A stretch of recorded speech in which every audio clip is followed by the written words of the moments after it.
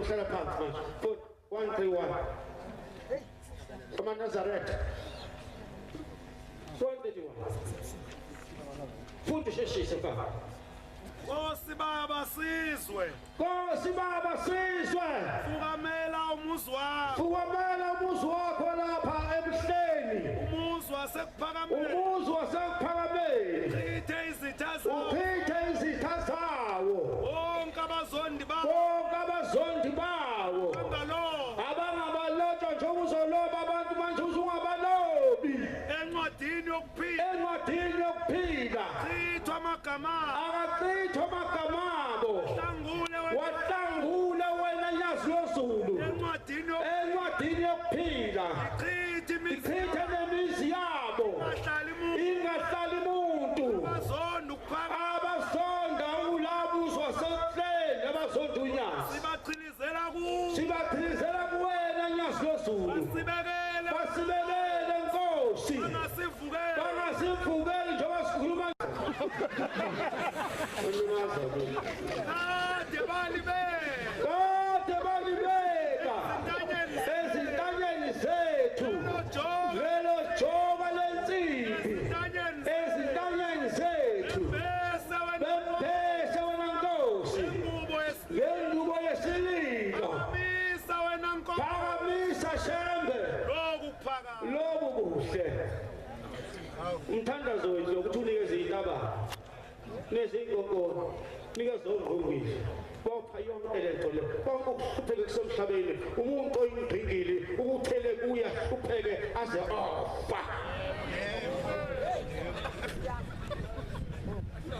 azayofa ngoba ekhanda lapha akuxabhanga kahle kuye akasile ekhanda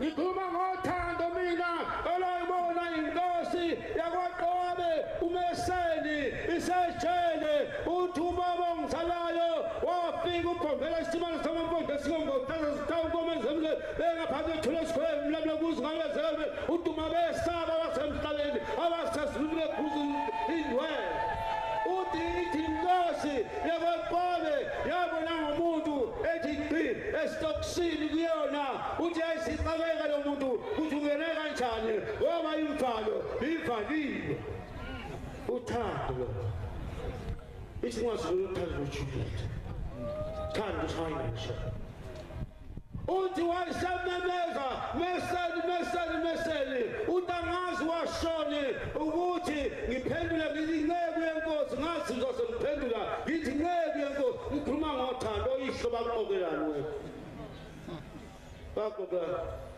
athi uzizenze hamba uyizungeza manje ngoba ungafanele ukuwela uthi uMesani wayisethu ubaba omkhulu uyafuna ukubona abantu abakuvikele ngesikhathi udutshulwa ngamangisi uthi inceku yenkosi ngiyafuna uthi wathi izibaba umzuzwana nje wavaleka amehlo kangathulele wayisebona abantu abaningi begqoke izingubo ezimhlophe uthi ngalezo sikhathi amehlo asevuleka Suppose I don't say you drink water. I drink water.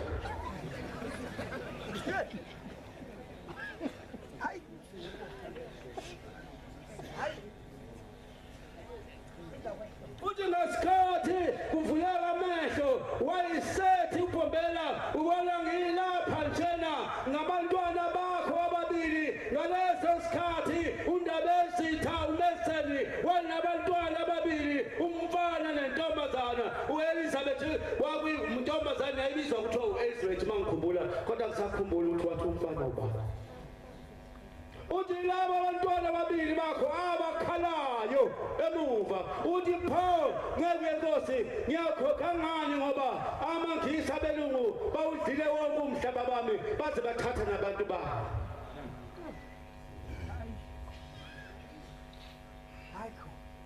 Namhla Nkosi Shibu uyela ku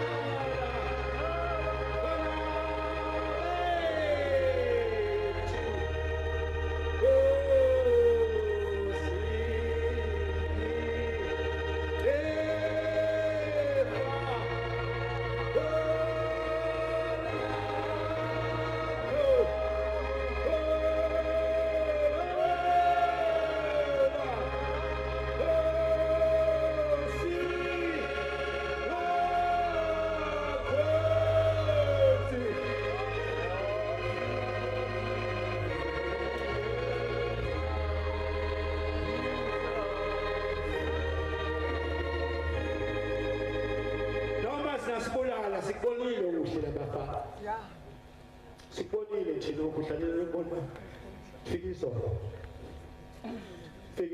likubona ukuthi sikubonile nje okuhle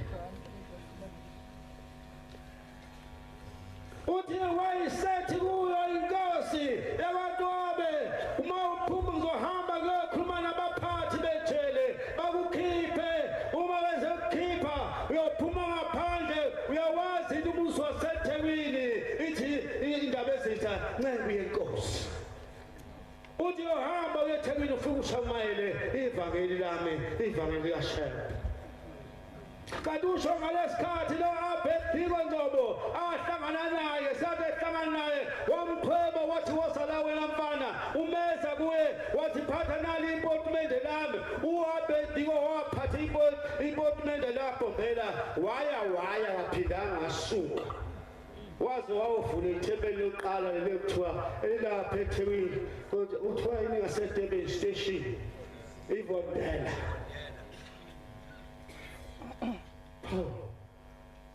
nimbethela nje imuphi umsebenzi awenzile usekhona lo mshumayeli